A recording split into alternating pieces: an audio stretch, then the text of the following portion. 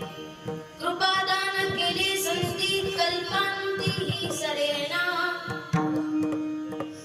म्हणविता त्यांचे दास पुढे आस उरेना तुका म्हणे संत सेवा तुका म्हणे संत सेवा हेची देवा उत्तम म्हणविता त्यांचे दास पुढे आस उरेना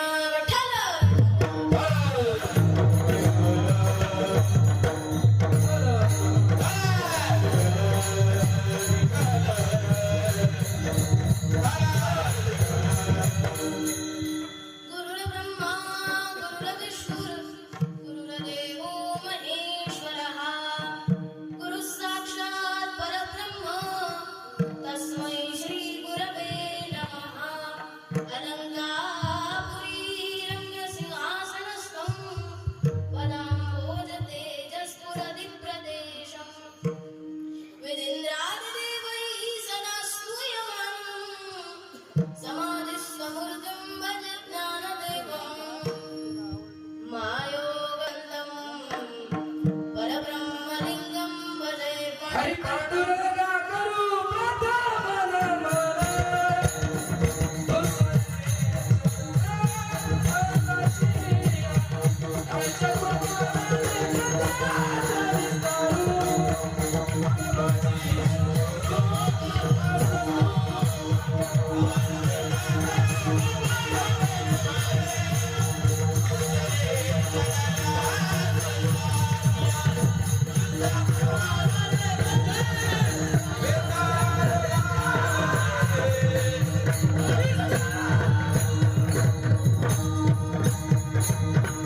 दुसरे चरण संतांचिया त्यांच्या कृपादाने कथेचा विस्तारू बाबाजी सद्गुरु दास तुका ओम नमोजी आज्ञा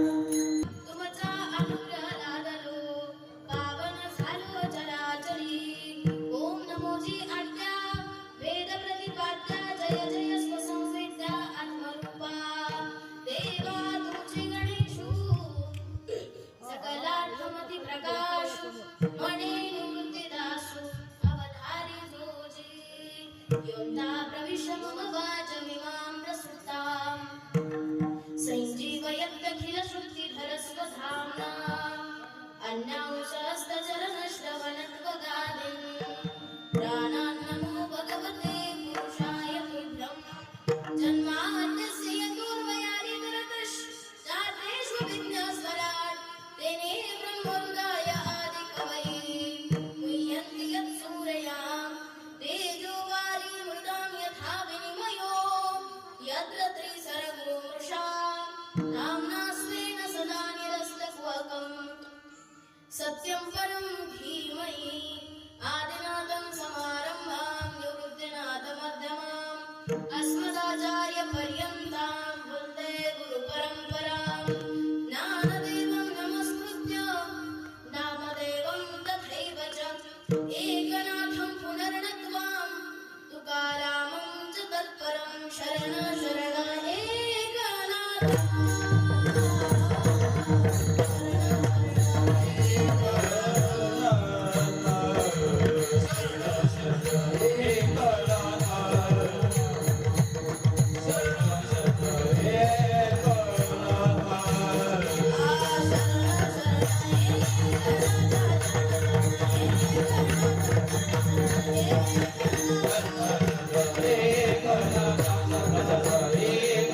चरण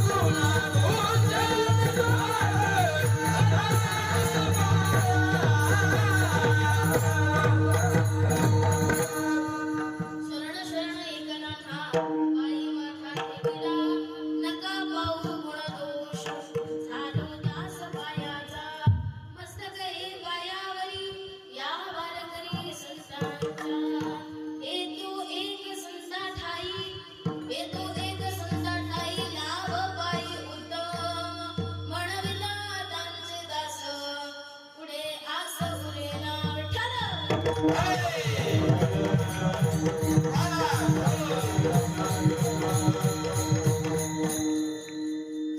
निवड केलेला अभंग जगद्गुरु जगद्वंदनीय संत श्रेष्ठ श्री तुकाराम महाराज यांचा 5 चरणाचा नाही पण 4 चरणाचा असा अभंग आजच्या या कीर्तन रूपी सेवेकरिता निवडलेला आहे.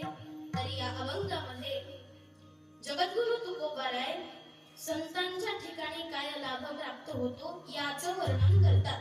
सेवेला प्रारंभ करण्यापूर्वी थोडासा परिहार द्यायचा तो म्हणजे असा की आपल्या या घारेगाव तालुका पैठण जिल्हा छत्रपती संभाजीनगर या गावामध्ये गेली 63 वर्ष झाली आहेत अखंड हरिनाम सप्ताह जगद्गुरु जगद्वंदनीय श्री संत तुकाराम महाराज यांच्या बीजोत्सवानिमित्त अखंडपणे चालू आहे. तसं पाहिलं तर हरिभक्तपरायण वैकुंठवासी जगन्नाथ महाराज अंजाळेकर, हरिभक्तपरायण वैकुंठवासी माणिक बाबा, हरिभक्तपरायण कडवा महाराज दरकवाडी, वेदांताचार्य 1008 स्वामी कृष्णानंदजी महाराज आणि तथा प्रति जगद्गुरु तुकोबाराय असणारे हरिभक्तपरायण वैकुंठवासी उत्तम महाराज थोरात यांच्या सगळ्यांच्या कृपाशीर्वादाने भगवान विठ्ठल रुक्मिणी यांच्या प्रेरणेने चालू असणारा हा अखंड हरिनाम सप्ताह याही वर्षी त्याचं नियोजन मोठ्या उत्साहाने, मोठ्या आनंदाने, मोठ्या प्रेरणेने आपण सर्वांनी केलंय. तर या सप्ताहातील 6वा दिवस आहे ना, 6व्या दिवसाची कीर्तनरूपी सेवा माझ्याकडे या कार्यक्रमाचे जे संयोजक मंडळी आहे त्यांच्याकडून आलेली आहे. तरी माझे गुरुवर्य हरिभक्तपरायण परमपूज्य महंत परमेश्वरजी बाबा जायभाई, हरिभक्तपरायण मच्छिंद्र बाबा भोसले ज्यांच्याकडे मी बखावत शिकते असे हरिभक्तपरायण पंडित केशवजी महाराज जगदाळे गुरुजी या सर्वांच्या आशीर्वादाने मी आजची ही सेवा करण्याचा प्रयत्न करील. तर या कार्यक्रमाला उपस्थित असलेले तुम्ही सर्वजण आदरणीय गावकरी मंडळी, तसं पाहिलं तर हे माझं मामाचं गाव आहे.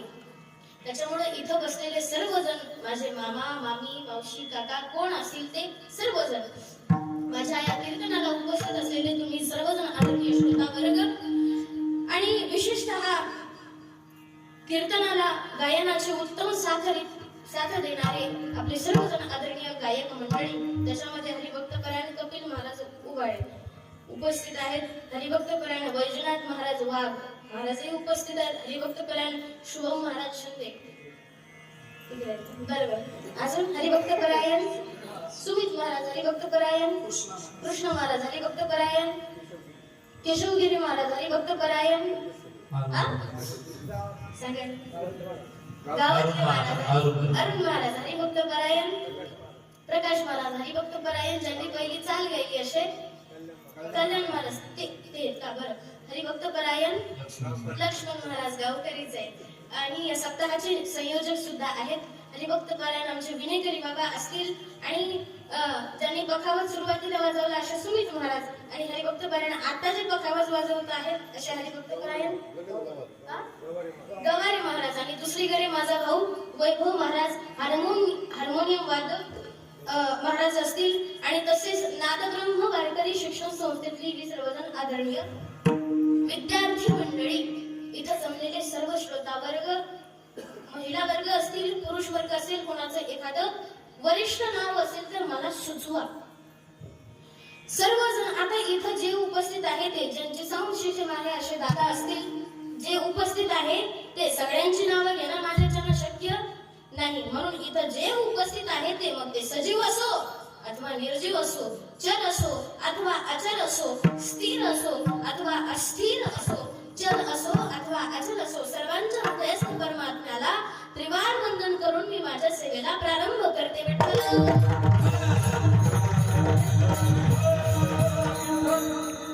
जगद्गुरु तुकोबारायांचा अभंग आजच्या कीर्तनरूपी सेवेकरता निवडलेला आहे. जगद्गुरु तुकोबारा प्रस्तुत अभंगामध्ये बोलतात की हे तो एक संता ठाई लाभ पायी उत्तम.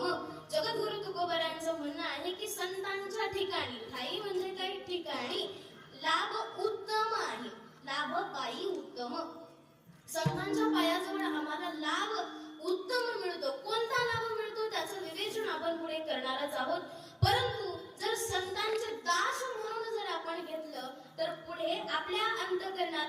आशा आहे ती उरत नाही. म्हणविता त्यांचे दास पुढे आस उरेना.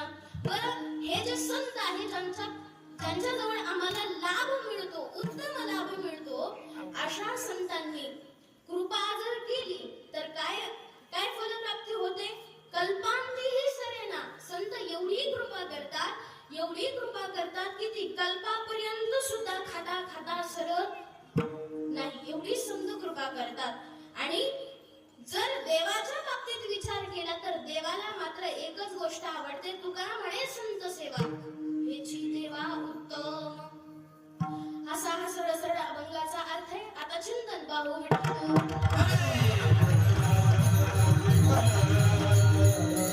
तसं पाहिलं तर वारकरी संप्रदायाच्या नियमाप्रमाणे सप्ताहाचे जे 7 दिवस असतात तो प्रत्येक दिवस ठरलेला आहे. जसं पहिल्या दिवशी नामपर प्रकरणातील अभंग असावा, कारण नाम हे मंगलातलं मंगल आहे. कोणत्याही कार्याची सुरुवात करायची असेल तर आपण मंगलात्मक कार्य करतो आणि मग सुरुवात करतो. याप्रमाणे सकळ मंगळनिधी श्री विठ्ठलाचे नाम आदी म्हणून पहिल्या दिवशी नामपर प्रकरणातील अभंग, दुसऱ्या दिवशी नामापासून प्राप्त झालेली स्थिती किंवा त्या नामरूप धारण करणाऱ्या परमात्म्याचं वर्णन असावं, रूपपर प्रकरणातील अभंग असावा. त्याच्यानंतर संतपर प्रकरणातील भक्ती ज्ञान वैराग्य सांगणारे अभंग असावेत. 7व्या दिवशी मागणी असावी, 8व्या दिवशी काला आहे. तसं पाहिलं तर 7ही दिवस या ज्ञानाच्या सप्त भूमिका आहेत. तुर्यगापर्यंत आपल्याला जायचे ती एक भूमिका आपल्याला त्या साधनाने मिळते. आणि शेवटी आहे ते जीव ब्रह्मात्मैक्य बोध म्हणजेच काला, जीव आणि शिवाचा काला. तो साध्य करण्यापर्यंत जेवढेही काही मध्ये दिवस आहेत ते सर्वच्या सर्व दिवस अत्यंत महत्वाचे मानले जातात. त्यापैकी आजचा हा 6वा दिवस म्हणून आज संतपर प्रकरणातील अभंग तुमच्या सेवेसाठी निवडलाय, तुमच्या समोर मांडलाय. आपल्या कीर्तनाची एक मर्यादा आहे जी आम्हाला संतांनी घालून दिली. भक्ती ज्ञान विरहित इतरा गोष्टी न कराव्या, प्रेम भरे वैराग्याच्या युक्ती विवराव्या, जेणेकरून मूर्ती ठसावी अंतरी श्रीहरीची, ऐशी कीर्तन मर्यादा आहे संतांच्या घरची. या उक्तीप्रमाणेच सेवा करण्याचा प्रयत्न करीन, म्हणून सर्वांनी लक्षपूर्वक कीर्तन श्रवण करा. जगद्गुरु स्पष्टपणे या ठिकाणी असं बोलतात, हे तो एक संता ठाई. तुम्हाला लाभ मिळवायचा असेल तर तुम्ही फक्त संतांचेच पाय धरा, कारण संतांशिवाय लाभ कुठेही मिळत नाही. हे तो एक संता ठाई, एकाच ठिकाणी आहे. कोणता लाभ? पद्मनाभ जोडला. हा जो लाभ आहे तो आम्हाला केवळ आणि केवळ संतांच्याच चरणाजवळ मिळणार आहे. तसं पाहिलं तर आपली भूमी, आपलं गाव जे आहे ते अत्यंत पवित्र आहे. पवित्र कसं? तर या ठिकाणी अनेक मोठमोठ्या साधू संतांची चरण लागलेली आहेत. अनेक मोठमोठी साधू संत आपल्या सहवासात राहिलेली आहे, त्यांची सेवा आपल्याला घडलेली आहे. म्हणून संत संघाचा काय परिणाम होतो? आपण ज्या अर्थी कीर्तनात बसतो तो सगळ्यात मोठा संत संघाचा फायदा असा आहे की आपली बुद्धी सत झाली, म्हणजे सद्बुद्धी आपली झाली. आणि ही सद्बुद्धी आपल्याला प्राप्त झाल्यामुळे आपण या ठिकाणी कीर्तनाला आलो. नाहीतर आज रंगपंचमी आहे, बऱ्याच लोकांचे वेगळेच कार्यक्रम बाहेर चालू असतात, परंतु आपण या ठिकाणी रंगपंचमी का होईना, कोणताही सण का होईना या ठिकाणी कीर्तनाच्या रूपाने साजरा करतोय. ही सगळ्यात महत्वाची आणि आनंदाची गोष्ट आहे. याच्यानंतर असं आहे की हे तो एक संता ठाई, लाभ पायी उत्तम. जगातला एकही माणूस असा नाही की त्याला लाभ नको आहे. एकही माणूस असा नाही की त्याला लाभ नको. एवढंच नाही, शास्त्र असं सांगतं जर लाभ मिळत नसेल, काही फायदा नसेल, प्रयोजन नसेल तर माणूस काम करायला प्रवृत्त होत नाही. प्रयोजनम अनुद्दिश्यः मंदाः अपि न प्रवर्तते. म्हणजे प्रयोजन माहित नसेल, फळ माहित नसेल तर मूर्ख माणूस सुद्धा कार्य करण्याकरता प्रवृत्त होत नाही. मग शहाण्याची गोष्टच वेगळी. म्हणून जिथे फायदा असेल तिथे माणूस जातो. नामस्मरण करायचे आपल्याला कशासाठी? आपल्याला त्याच्यापासून काहीतरी फायदा आहे. काय फायदा आहे? नामस्मरणाने पाप जळतं, जन्माची दुःख निवृत्त होतात. हा लाभ जर आपल्याला माहित नसता तर आता हे सप्ताह एवढ्या भव्य रूपामध्ये उभे नसते. आपल्याला संतांनी प्रत्येक गोष्टीचा लाभ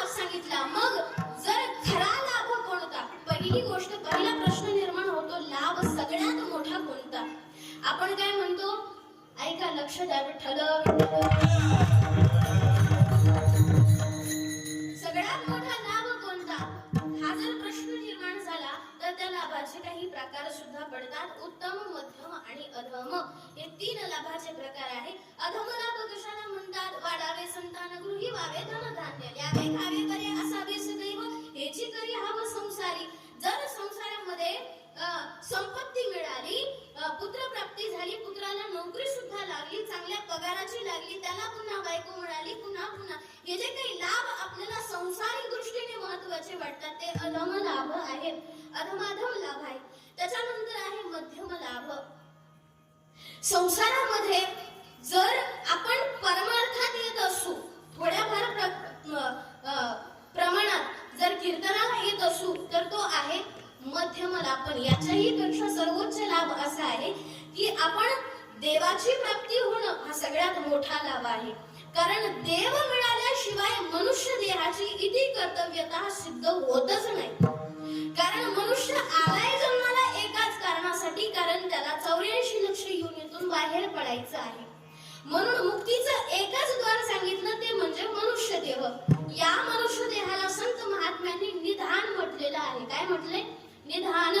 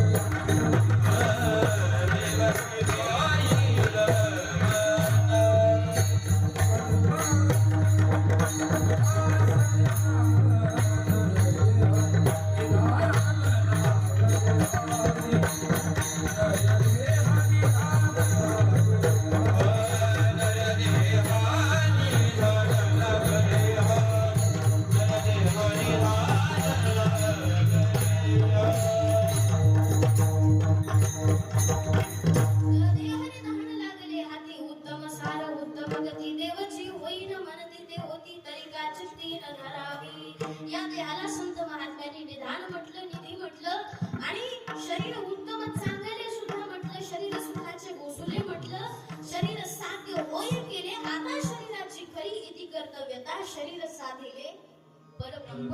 या शरीरानं परब्रह्माला साधता येतं, या शरीरानं देव होता येतं.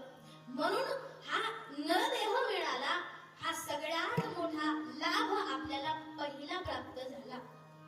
लाभ पहिला कोणता प्राप्त झाला? हा नरदेह आपल्याला मिळाला, हा सगळ्यात मोठा लाभ आहे. बरं, नरदेह मिळाला, पण हा आंधळा नाही, हा पांगळा नाही, हा मुका नाही, हा बहिरा नाही, कोणत्याही बाबतीत हा अपंग नाही. असा सुंदर नरदेह, सर्व इंद्रियांनी युक्त असणारा नरदेह आपल्याला प्राप्त झाला. दिले इंद्रिय हात पाय कान डोळे मुख बोलाया वचन, तेणे तू जोडसी नारायण नासे जीवपण गौरवगा. इंद्रिय प्राप्त झाली आणि इंद्रियाच्या अनुषंगाने नुसता देहच नाही मिळाला तर त्याच्यामध्ये जीव सुद्धा मिळाला. जीव महत्वाचा आहे, कारण जीवच नसेल तर नरदेहाला काहीही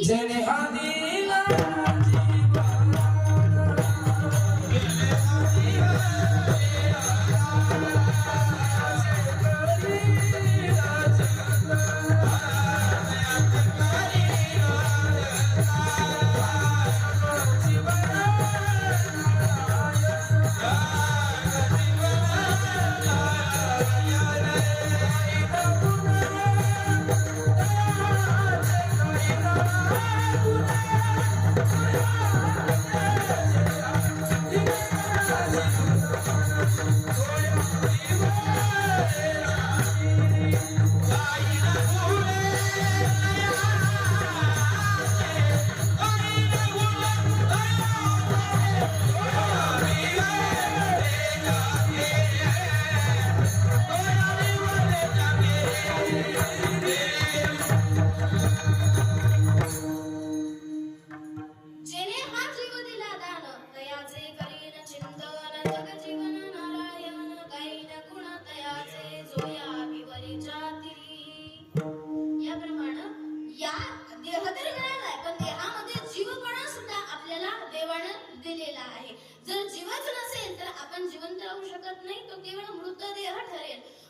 देहही मिळाला आणि त्याच्यामध्ये जीवही मिळाला. हा पहिला आपल्याला मिळालेला लाभ आहे. आपण लाभाचा विचार करतोय.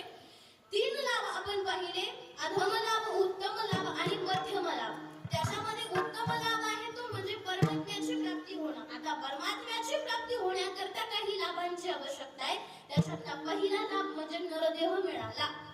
कारण 84 लक्ष योनी, 4 खाणी, 3 गुणी या जीवसृष्टीमध्ये मानवी देहाला अत्यंत महत्व आहे. कारण भक्ती विनजिने जळो लाजरवाने संसार भोगने दुःख रूप एका योनी कोटी कोटी फेरा मनुष्य देहीचा वारा मग लागे. नामदेव महाराजांनी वर्णन केलं की एका योनीमध्ये कोटी कोटी वेळा जन्म घ्यावा लागतो, तेवढा कुठेतरी मनुष्य देहाचा फक्त वारा लागतो. आणि असा सुंदर असणारा, सगळ्या अवयवांनी युक्त असणारा आणि बुद्धीने युक्त असणारा हा नरदेह आपल्याला मिळाला. पहिला लाभ आपल्याला प्राप्त झाला. दुसरा लाभ असा आहे की नरदेह मिळाला, पण पृथ्वीवरती इतर कुठल्या देशामध्ये न मिळता भारत देशामध्ये जन्म मिळाला. हे भाग्याचं दुसरं लाभाचं दुसरं लक्षण आहे. दुसरा लाभ कोणता? मिळाला, नरदेह मिळाला, पण या सगळ्या पृथ्वीवरती केवळ भारतातच जन्म मिळाला. हे लाभाचं दुसरं लक्षण आहे.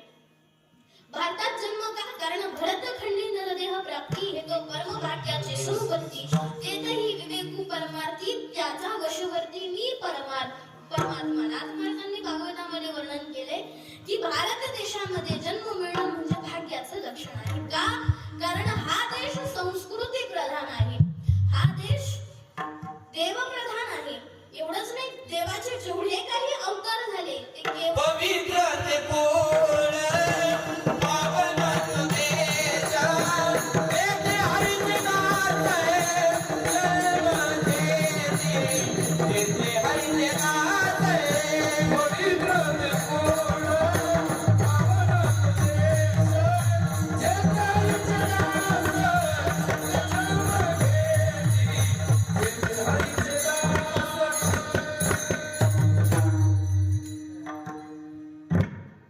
पवित्र ते गुण पावन तो देश, जेथे हरीचे दास जन्म घेती. ज्या देशामध्ये हरीचे दास जन्म घेतात किंवा प्रत्यक्ष हरी जन्म घेतो, तो देश, ती भूमी, तो प्रांत धन्य समजला जातो.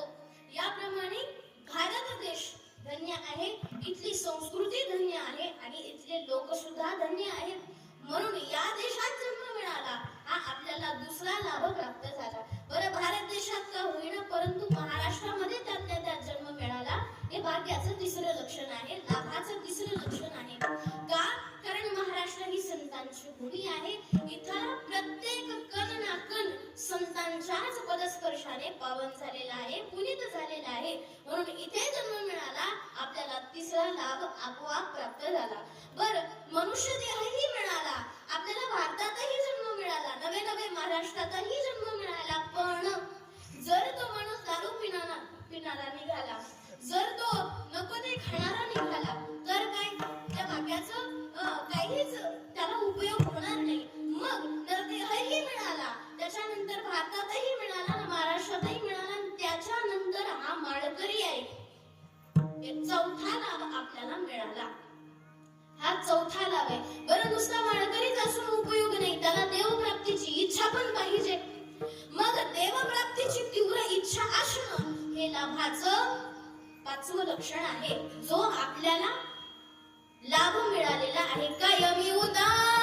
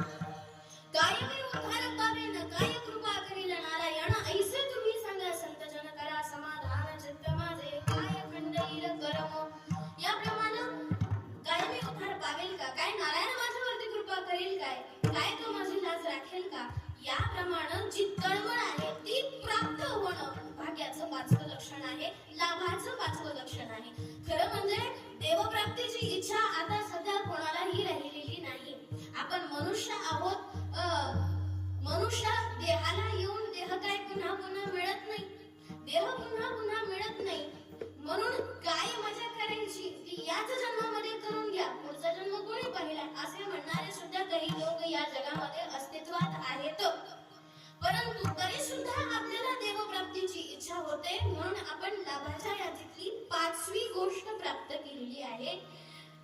देवप्राप्तीची इच्छा सुद्धा आहे, पण संतांचा संग नाही तरीही उपयोग होत नाही, कारण संतांविण प्राप्ती नाही ऐसे वेद देती वाणी. संतांशिवाय देव प्राप्तच होऊ शकत नाही, हे वेद वाक्य आहे. वेदाने सांगितलेलं वाक्य अर्थातच ते खोटं ठरणार नाही. याप्रमाणे संत भेट होणं लाभाचं 6वं लक्षण आहे. जर संत भेट झाली नाही तर आपल्याला देवप्राप्तीची इच्छा असूनही काही उपयोग होत नाही. कारण मुमुक्षु असेल, परंतु जर सद्गुरु संतांची भेट झाली नाही, उपदेश योग्य मिळाला नाही, तर मार्ग बदलण्याची शक्यता आहे. म्हणून योग्य त्यावेळी मुमुक्षु दशेत असताना जर संत आपल्याला मिळाले, जसे जगद्गुरु तुकोबारांना मिळाले, सत्यगुरु राये कृपा मज केली, परी नाही घडली सेवा करी, सापडविले वाटे जाता गंगा स्नान, मस्तकी तो जाना ठेविला कर. जसं जगद्गुरु तुकोबारांना संत शोधित आले. का शोधित आले? कारण काही ऐसी दशा येईल माझे अंगा, चित्त पांडुरंगा झुरत असे. हे जगद्गुरु तुकोबारांच्या अंतःकरणाची अशी स्थिती झाली होती की त्यांना आता देव कधी मिळेल अशी आशा लागली होती. आणि त्याच वेळी त्यांना संतांची भेट झाली आणि तिथून पुढे त्यांना संतत्व मिळालं. सगळ्यात महत्वाची गोष्ट अशी आहे की आपण मुमुक्षुही आहोत, आपल्याला नरदेहही चांगला मिळालाय, त्याच्यानंतर भारतातही जन्म मिळाला, महाराष्ट्रातही मिळाला, आपण माळकरी सुद्धा आहोत. एवढंच नाही, आपण भजनामध्ये कीर्तनामध्ये सुद्धा येतो. एवढंच नाही, आपल्याला देवप्राप्तीची सुद्धा इच्छा आहे. आणि त्याच्यानंतर जर संतांची भेट झाली तर महालाभ प्राप्त झाल्याचं लक्षण आहे. कारण संतांची भेट एकतर दुर्मिळ आहे, बहु अवघड आहे. संत भेटी परी जग जेठी करुणा भेटी. जर देवाची प्राप्ती करायची असेल तर तुम्ही संतांकडे जा, असं संत वाक्य आहे. धरावे संता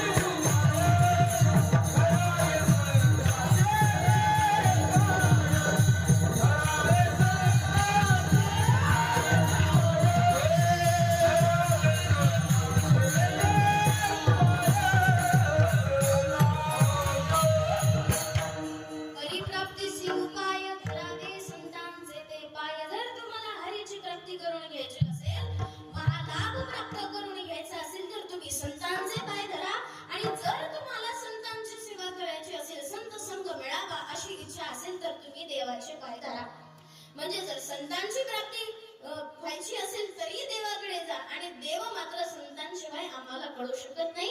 म्हणून या दोन्हीही गोष्टी एकमेकावरती अवलंबून आहे. मग आपण काय करायचं? मधला मार्ग निवडायचा. इकडचाही नाही आणि इकडचा नाही, आपण फक्त मुमुक्षु बनून राहायचं. संत आपोआप आपल्या दारात येतात. कारण जगद्गुरु तुकोबाराय कुठेही गेले नाही, सापडविले वाटे. सद्गुरु स्वतः त्यांना शोधत आले. सापडविले वाटा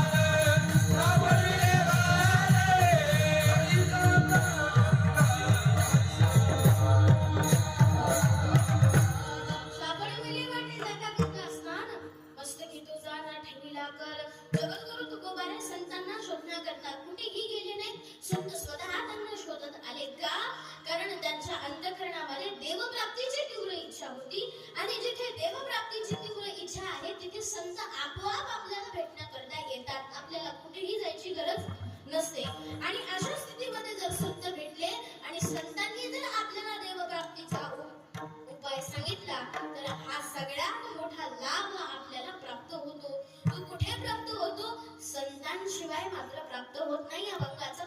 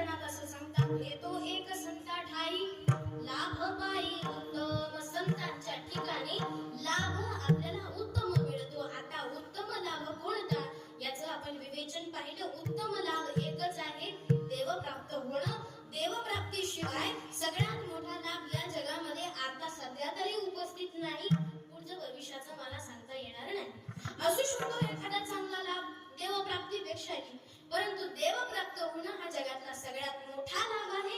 आणि हा लाभ आम्हाला केवळ आणि केवळ संतांच्या ठिकाणी मिळतो. संतांच्या ठाई मिळतो. ठाई म्हणजे ठिकाणी. येतो एक संता ठाई लाभ पायी उत्तम. एकच लाभ जगामध्ये आहे, तोही केवळ संतांच्या पायाजवळ आम्हाला मिळतो. पण हा लाभ संतांजवळ मिळतो, इतर दुसरीकडे मिळत नाही. इथं प्रश्न निर्माण होतो, संतांकडेच का मिळतो, दुसरीकडे का मिळत नाही? कारण एकतर अंतःकरण शुद्ध नसतं. देव घरात यावा याच्याकरता अंतःकरण अगोदर शुद्ध असावे.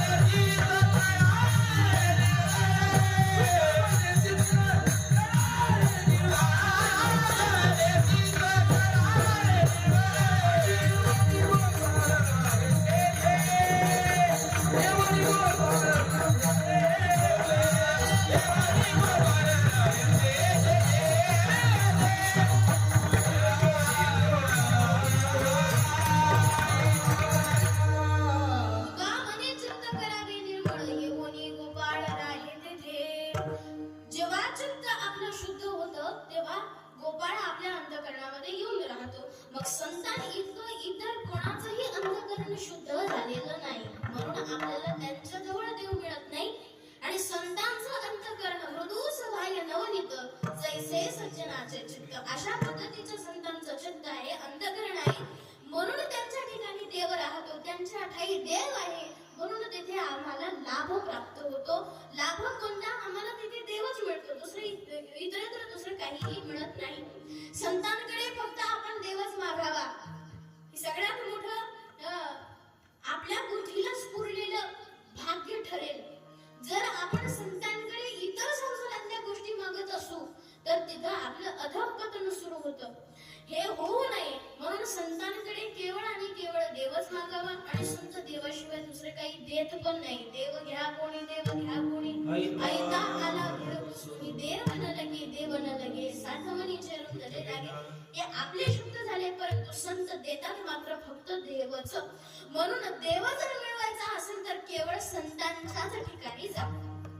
संतांच्या ठिकाणी का जायचं त्याचं कारण आपण पाहिलं, कारण इतरांचं अंतःकरण संतांप्रमाणे शुद्ध नाही. आणि विशेष म्हणजे संतांच्या अंतःकरणात प्रत्यक्ष देव राहतो, कारण संतांनी देवाला हृदयात साठविला.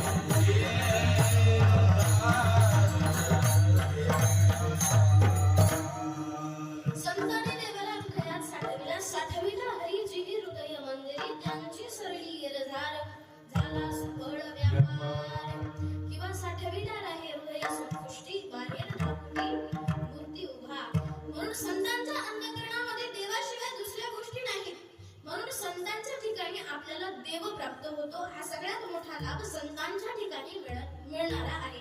आणि विशेष म्हणजे हा उत्तम लाभ आहे, सगळ्यात उत्तम एकदम चांगला असणारा हा लाभ आहे. सगळ्यात महत्वाचं असं की ज्या संतांच्या ठिकाणी आम्हाला देव मिळतो ते संत नेमके कसे असतात. कारण जर आम्हाला संतांपाशी जायचे तर त्यांचा पत्ता किंवा त्याची ओळख हे आम्हाला कळायला पाहिजे. जर ओळखच नसेल तर आम्ही त्या संतांना ओळखायचं कसं, त्यांचा पत्ता माहित नसेल तर आम्ही त्यांच्याकडे जायचं कसं. तर मग यासाठी संतांची काही लक्षणं शास्त्रामध्ये सांगितलेली आहेत. संत शब्दाचा अर्थ अगोदर पाहू. संतांच्या ठिकाणी देव आहे, मग संत शब्दाचा अर्थ काय, संतांच्या ठिकाणी आपल्याला जायचंय, मग अगोदर संत आपल्याला कळाले पाहिजेत. पहिली गोष्ट आहे, संत मिळतात पण सहजासहजी कळत नाहीत, एकतर मिळतच नाही. संतांच्या भेटीची जर दुर्मिळता सांगायची ठरली ना, बहु हा शब्द वापरलेला आहे. बहु अवघड आहे, पण कशी आहे, बहु म्हणजे फार मोठी अवघड गोष्ट आहे काय, संतांची भेट होणं. मग जर संत भेटले, यदा कदाचित आपल्या भाग्याने जर संत मिळाले, पण त्यांना ओळखायचं कसं, जर ओळखलंच नाही तर आम्हाला लाभ कसा मिळणार. मग त्या संतांना ओळखण्यासाठी काही लक्षण आहे. पहिलं लक्षण हे बाह्य लक्षण आहे आणि दुसरं लक्षण म्हणजे अंतर्लक्षण आहे. बाह्य लक्षणाने संत वैष्णवतो जया अवघी देवावरी माया, ज्याच्या देवावरती अत्यंत प्रेम आहे, जो कपाळाला गंध लावतो, ज्याच्या गळ्यामध्ये पवित्र तुळशीची माळा आहे, असा संतांचा पोशाख रंगवलेला आहे. परंतु बाह्यांगाने संत कसे दिसतात याला महत्व नाही, संत कसे आहेत याच्याकडे जास्त महत्व आहे. म्हणून संत कसे आहेत, पहिली गोष्ट संत शब्दाचा अर्थ असा आहे की सन अधिक त, बरोबर शंकराचार्य वर्णन करतात. आचार्य बोलतात की सन्मार्गवर्ती इति संतः म्हणजे सन्मार्गाने वर्तन करणारे, देवस्वरूप असणारे, विद्या आणि विनय यामध्ये परिपक्व दशा गाठलेले आणि जगाच्या कल्याणाकरता अवतीर्ण झालेले त्यांना संत असे म्हणतात. दुसरी व्याख्या आचार्यांनीच केली आहे. शांतामांतो निवसन्ति संतो वसंत वल्लोकयं चरता निर्वास्वयं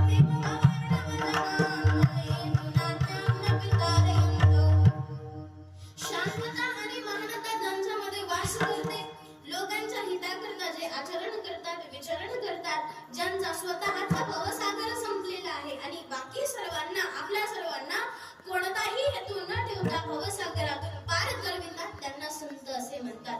तैत्तिरीय नावाच्या उपनिषदामध्ये एक संत शब्दाची व्याख्या अशी आली आहे की अस्ति ब्रह्मेति चेद्वेद सतमेन ततो विदुः, ज्याला ब्रह्माचा पूर्ण साक्षात्कार झाला त्यांना संत असे म्हणतात. ह्या झाल्या संत शब्दाच्या व्याख्या. आता संतांच्या भाषेत संतांची व्याख्या जर करायची म्हटलं तर तेची संत ज्यांचा हेत विठ्ठल. संत कुणाला म्हटले? जगद्गुरु तुकोबराय बोलतात तेची संत ज्यांचा हेत विठ्ठले, ज्यांचं एकमेव ध्येय केवळ विठ्ठल आहे तेच संत आहे. एकदा सांगितलं नाही, 2 वेळा सांगितलं. तेची संत ज्यांचा हेत विठ्ठले आणि देवाशिवाय ते इतर काहीही बोलत नाही. नेणातील काही टाणाटोणा नाम स्मरण वाचून घ्या. अजून संत शब्दाची व्याख्या जर संतांच्या शब्दात करायचं म्हटलं तर जगाच्या कल्याणा, संतांच्या विभूती, देह कष्टविधी परोपकारी किंवा ब्रह्ममूर्ती संत जगे अवतरले, उद्धरावया आले दीन जना. असे संत आपल्याला मिळणं कठीण आहे. कारण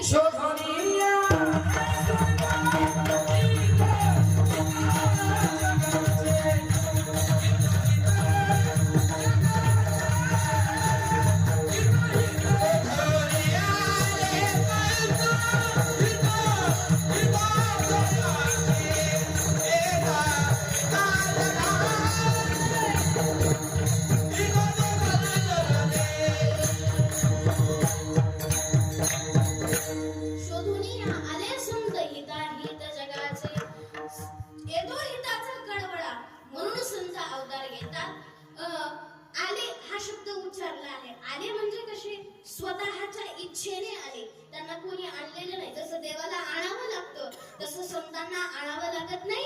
जर जगामध्ये अनाचार माजला, जगामध्ये जर संत उपदेशाची गरज असेल तर संत आपोआप अवतार घेतात आणि आपल्याला मात्र यावं लागतं. म्हणजे देव आणावा लागतो, संत स्वतःच्या इच्छेने येतात आणि आपल्याला यावं लागतं. आपल्या करता संत अवताराला आले आणि ते संत क्रिया करुणी दाविती अंगी. काय वाणू आता नुपुरी ही वाणी मस्तक चरणी ठेवीत असे.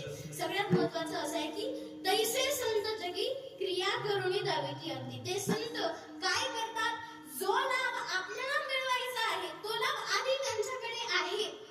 समजा आपण एखाद्याकडे एक गोष्ट मागायला गेलो, समजा आपण एखाद्याकडे साखर मागायला गेलो. साखर खाता का तुम्ही? महिला मंडळ झोपू नका. साखर कोणाला शुगर नाही नाही तर साखर. आपण एखाद्याकडे जर साखर मागायला गेलो तर त्याच्याकडे ती साखर अगोदर असली पाहिजे. जर ज्याच्याकडे मागायला गेलो त्याच्याकडे जर नसेल तर तो आपल्याला काय देईल?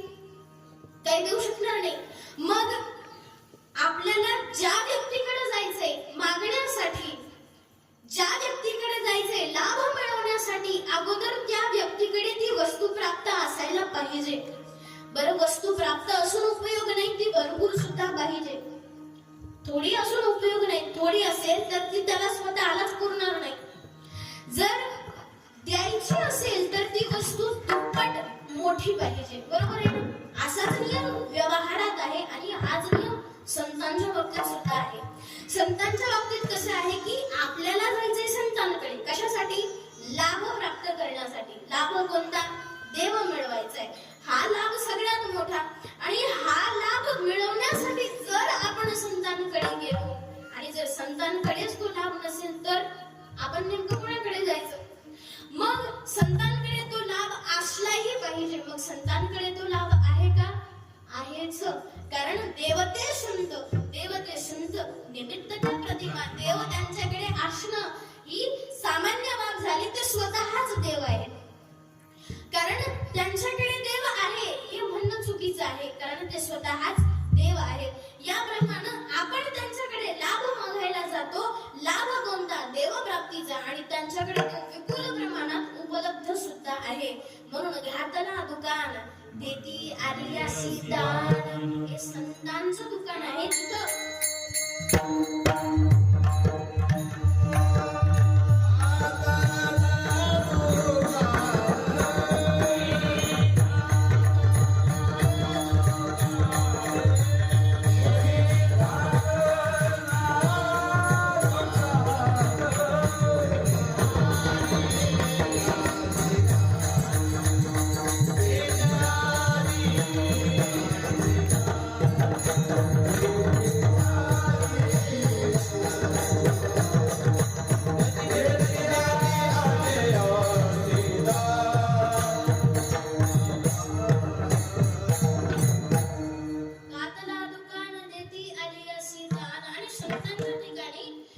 एवढी उदारता आहे. एक तर देणारा जो आहे, जो दान करणारा आहे, त्याच्याकडे ती वस्तू असली पाहिजे हा पहिला नियम.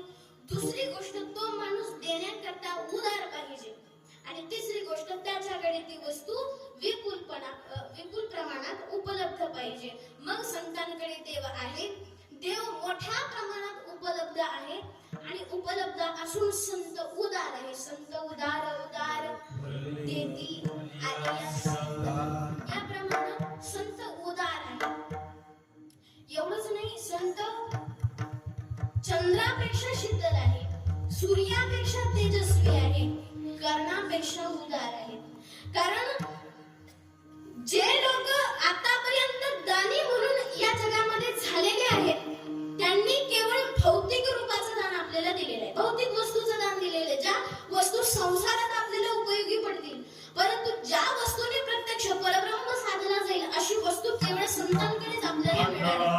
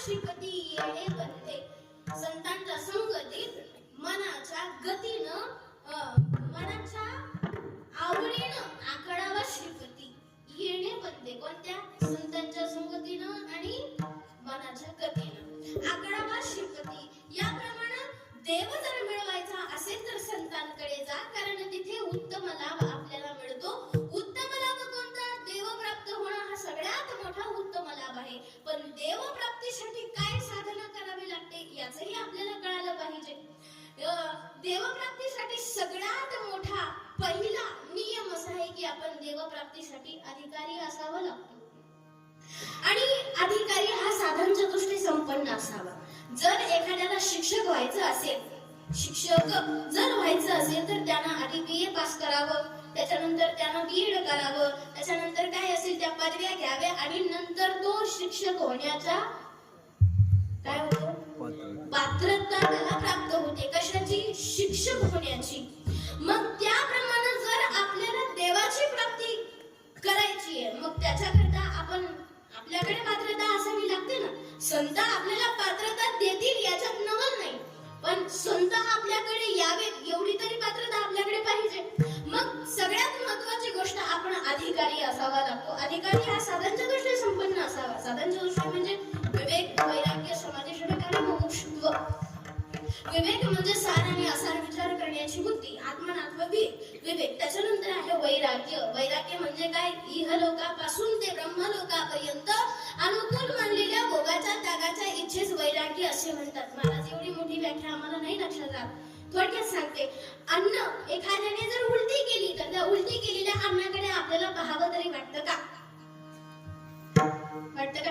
त्याची किडस आहे ना, ती फक्त केवळ संसाराकडे लावायची. व मन ते मनी बैसलेसे, ते फक्त संसाराकडे वळवायचं. हे वैराग्य आहे. बरं, वैराग्य वेगळं आणि वैताग वेगळा. आपल्याला येतो केवळ वैताग. थोडी जर घरात कुरकुर झाली, किरकिर झाली, काय झाली तर माणूस लगेच काय म्हणतो, मी जातो आता पंढरपूरला, माघारी येणारच नाही. जातो मी आता आळंदीला, देहूला जातो, माघारी येणारच नाही. 4 दिवस होतात, पुन्हा माघारी येतो. त्याचे शब्द काय असतात माहितीये?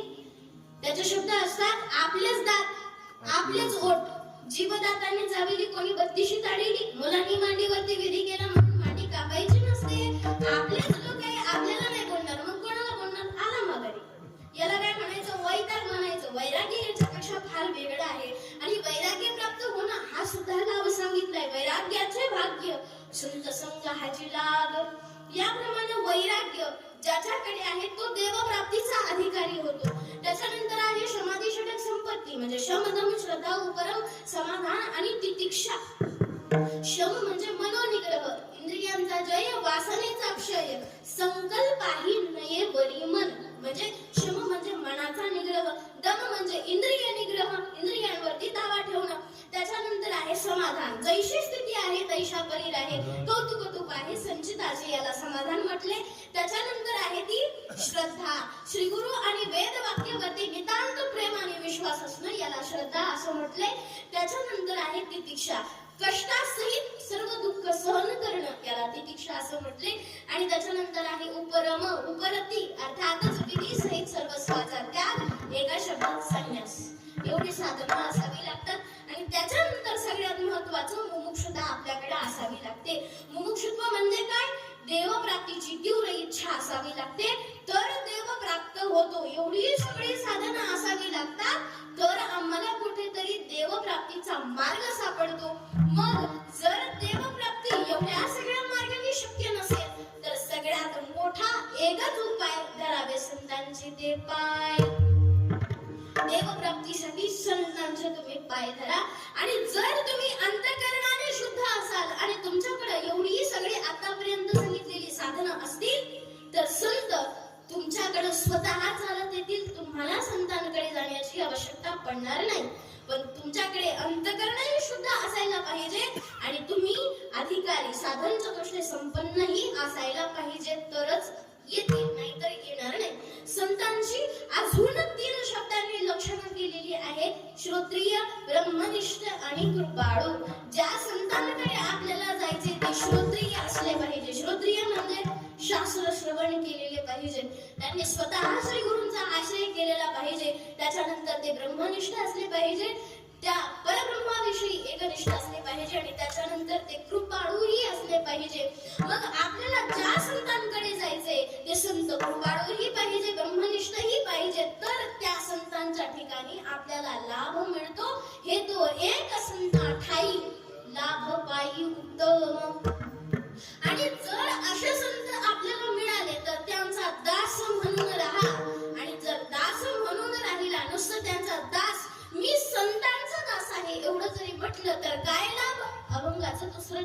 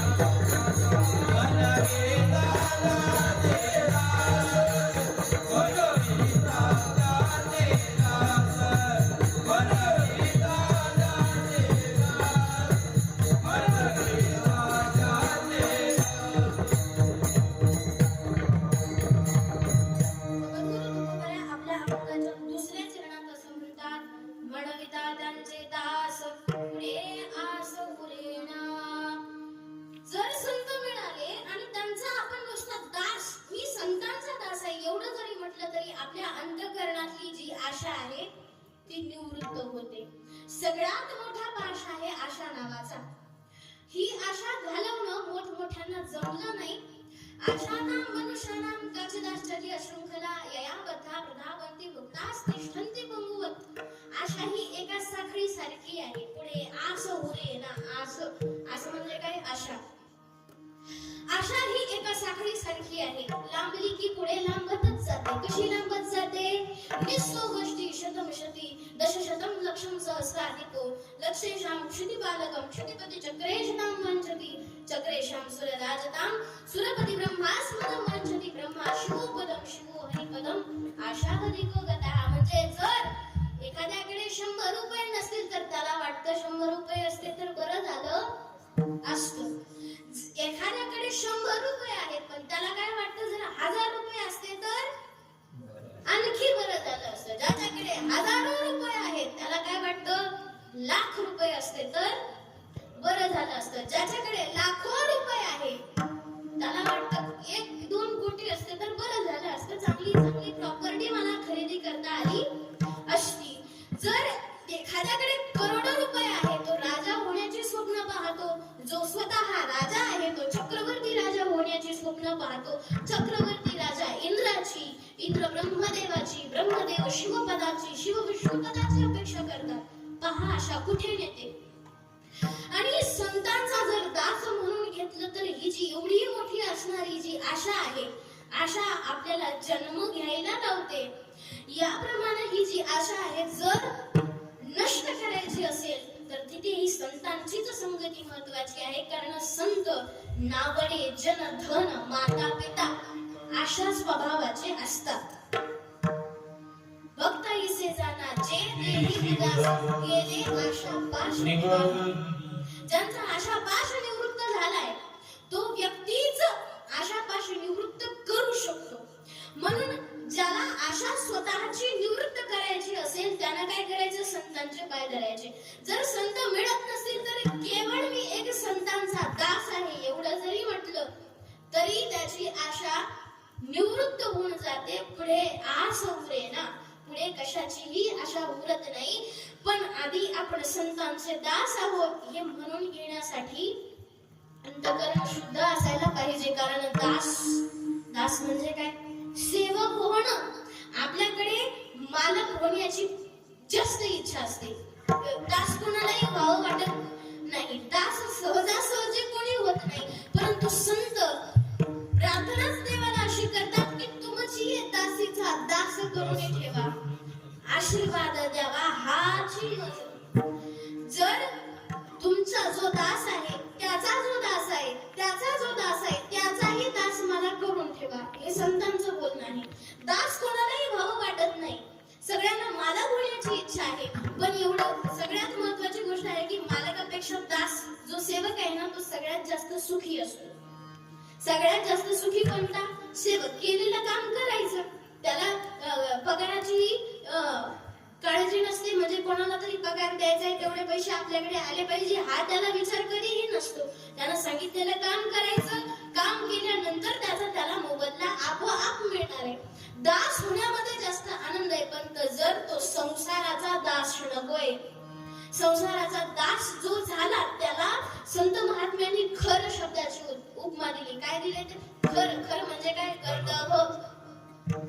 काय तुम्हीच खराची उपमा दिली. म्हणून संसाराचा दास होऊन राहू नका, संतांचा दास व्हा. एक तर देवाचा व्हा, देवाचा नाही झाला तर संतांचा व्हा. संतांचा दास म्हणून घेण्यामध्ये सगळ्यात महत्वाचे एक लाभ आपल्याला मिळतो की संतांचा दास आपण जर झालो तर 2 लाभ प्राप्त होतात. एक तर संतांची सेवा घडते आणि दुसरी गोष्ट संतांच्या अंतःकरणामध्ये जो देव आहे त्याची सुद्धा सेवा घडते.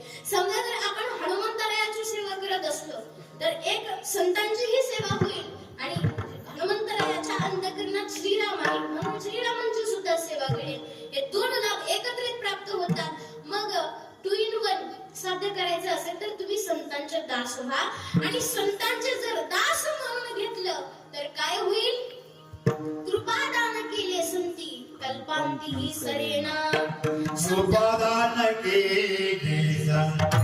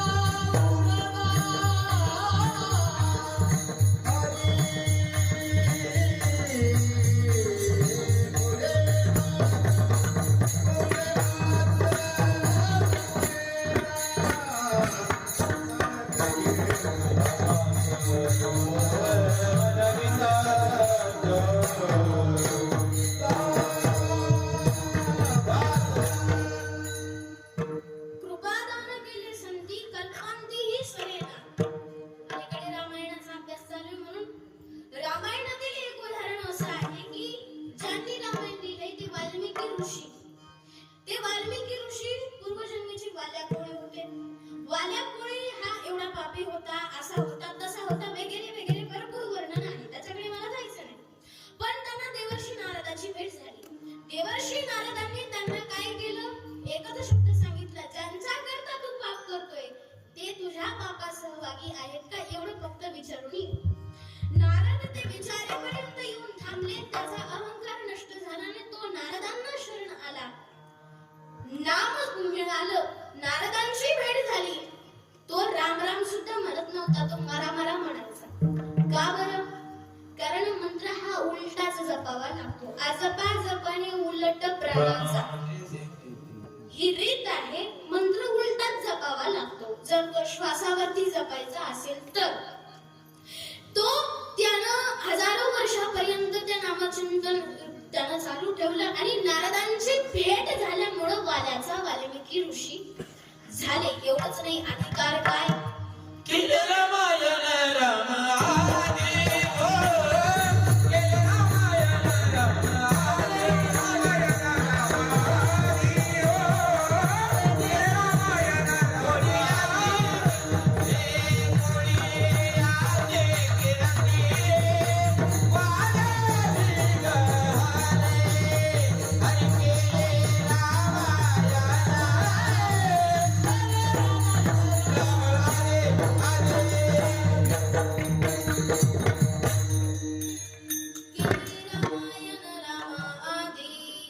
अर्थातच एवढी त्याच्यामध्ये ताकद प्राप्त झाली की त्यानं रामाच्या अगोदर रामायण लिहिलं आणि रामाला सुद्धा त्यांचा एकही शब्द बोलता आला नाही.